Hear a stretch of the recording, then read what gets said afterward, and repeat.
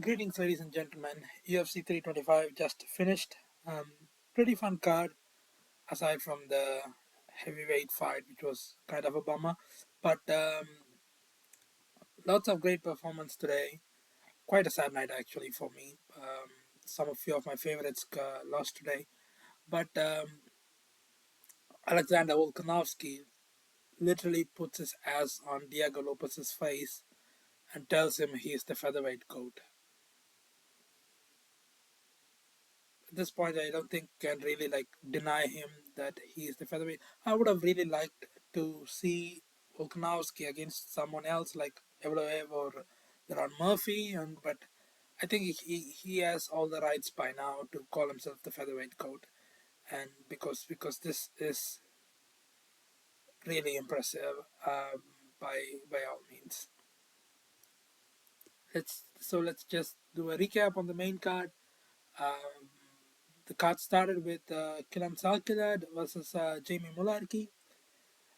Kilam Salkidad, Pakistan's savior, submits Jamie Mularkey in the first round. Genuinely seems to be a really good prospect, and I really think he can be someone who can be a top contender. I don't know if he can be a champion, but I think he can be a top contender in the lightweight division pretty soon. Can KO people on the feet. Has seems to have grappling. Seems to wrestle well. Um, but yeah, with the fight, Salkilad lands a couple of good shots and then takes down Jamie Mulaki pretty easily. But Jamie Mulaki fights back a bit, gets off from the top, and then again gets taken down by Kilan Salkilad. From there, he just gets submitted with a neck crank. As I said, I really have a lot of hope for Salkilad. I think can reach pretty high um, in the division. Moving on to Teixeira Taito Yosa versus Tarzan Teixeira. As I said, your standard low cardio, low skill, high fat, heavyweight fight. Just Taito Iwasa immediately goes up to Teixeira and then immediately gets taken down. And then gets punched on the face for the whole, almost the whole first round. Gets back up, lands a good elbow against the cage. Second round again, pretty much the same. Tuivasa goes forward, um, gets taken down, gets beaten up.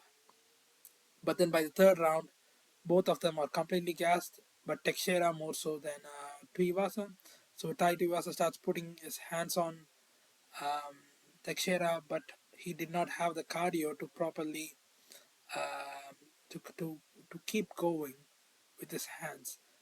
So he had to clench and then take rest for 30 seconds in the middle of the round, and then just lands more shots because Teixeira was completely gassed.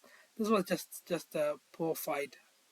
Tuivasa could not finish Teixeira, even though he probably could have if he had a little bit more cardio here.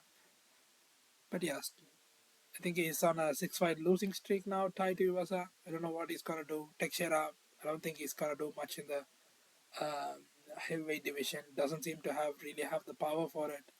Um, then we come to one of my saddest fights. I was really hoping for Rafael Fiziev to win against Mauricio Ruffi, but Mauricio Ruffi TKOs him.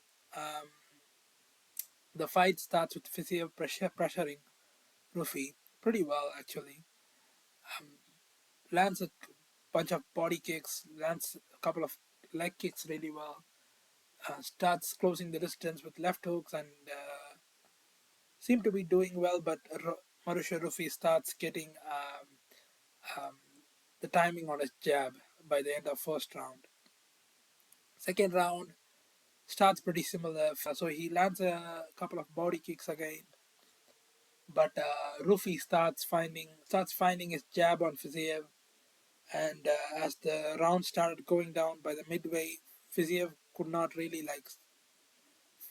Ruffi just stopped him completely with his jab and right hand, and then Fiziev was not throwing by the half of second round, and then Marusharofi finds the right hand. Um, Fiziev does this a lot, quite a lot, and this is, I think, the first time where he got really punished for it, where he just pulls back with his chin, trying to do a shoulder roll, but this time Marusharofi catches him clean and hurts him really bad. TKOs him on the ground.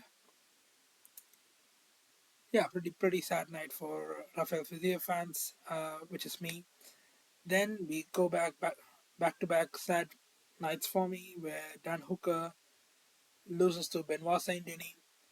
Um, Benoit Saint Denis does this usual thing where he throws a lot of kicks, but he gets Hooker also was throwing a lot of really good body kicks with his front teeth, and he started hurting Benoit Saint Denis. At the first round, he also catches him.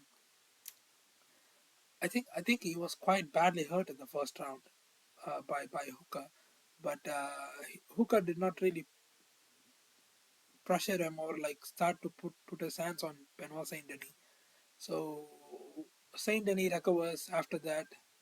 Once the first round ends, and then Dan Hooker makes the mistake of trying to wrestle back um, and try to take down Benoit Saint Denis.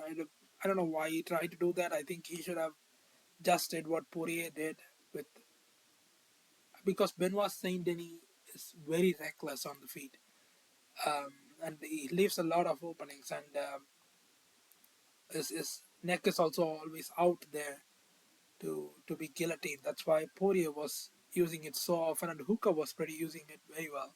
But Hooker makes the mistake of trying to wrestle back, gets reversed by Benoit Saint Denis, and then ends in a really bad position on the ground where Benoit Saint Denis was almost in a seated triangle, was elbowing directly on Hooker's eyes. I don't know how he didn't get cut open badly by that, but tries a couple of arm triangles, but doesn't really get it. So gets the full mount and then starts beating up on Dan Hooker and then gets the TKO at the end. I really thought this was a fight where Dan Hooker can win this, but I think he made a really silly mistake with the wrestling and then just got reversed into a bad position. I don't know who is gonna fight.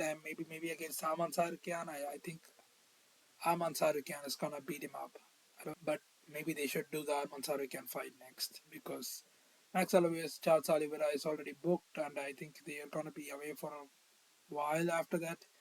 Um, Justin Gage is gonna be fighting Ilya Topuria, so this leaves Aman Sarkian open, and I think Benoit Saint Denis can probably fight him, and Dan Hooker, and they can book Dan Hooker versus Paddy Pimblett.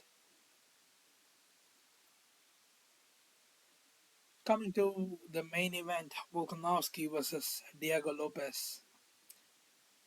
As I said in the for the my video from the first fight breakdown, Volkanovski is just too good and too skilled for Diego Lopez. And in that video, I made three criticisms of Diego Lopez. Um, his lack of weapons, he was just primarily just throwing uppercuts and left hooks and right hands. That was all he was doing. He wasn't really like properly pressuring Volkanovski, and um, he was always just going second. He was just waiting for Volkanovski to come up with a right hand or a jab or something, and then he will try to counter it. In this fight, he did try to address some of them. I think he was throwing a lot more. He was throwing a lot more leg kicks. Again, this is something that I really like that this in this fight that Diego Lopez was doing. Last fight, he did not really punish Volkanovski was for just moving um, and circling around. But this time he was trying to attack Volkanovski. Anytime Volkanovski tried to go to his left, he was throwing the leg kicks, and then anytime he tried to go to his right, he was switching stances and then coming up with body kicks. Again, this was not just enough to beat Volkanovski, man. He again catches Volkanovski during a sequence and then puts him down a little bit bad actually, but Volkanovski immediately gets back up. But yeah, the lack of footwork was still there, even though it was much better in this fight.